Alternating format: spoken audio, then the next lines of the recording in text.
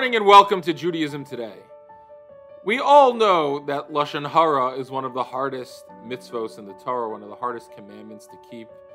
We all have been tempted at some point in our lives. The Gemara says that no one is free from the sin of Lashon Hara.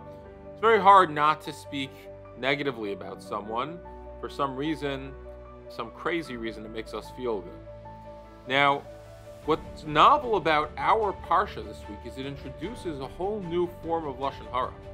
The Torah says the Meraglim, the spies, were punished because they spoke negatively, they spoke Lashon Hara about the land of Israel.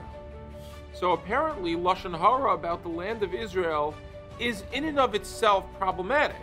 In other words, to speak bad about Jews is one thing, but now the Torah introduces a whole new concept called speaking negatively about the land of Israel. And we see how the terrible consequences for the Meraglim, how problematic it was. But this is super relevant in our time. As you've all seen, we've been heartbroken by the terrible Hamas onslaught against Israel a couple weeks ago.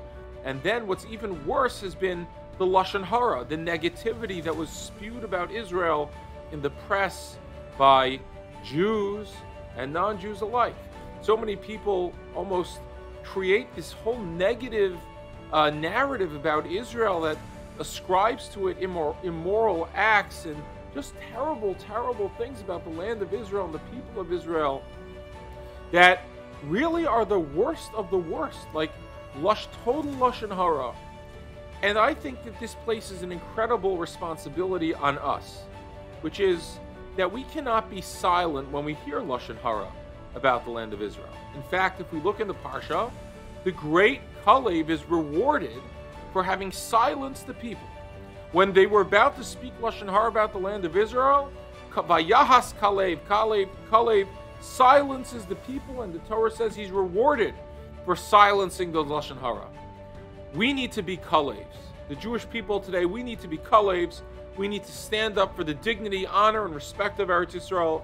We need to stand up for what's right and defend the honor of Israel, and in so doing will bring a tremendous Kiddush Hashem into the world, will dispel the darkness and the false narratives that exist, and hopefully soon we'll see the Bias go al Tzedek B'mehera v'yameinu.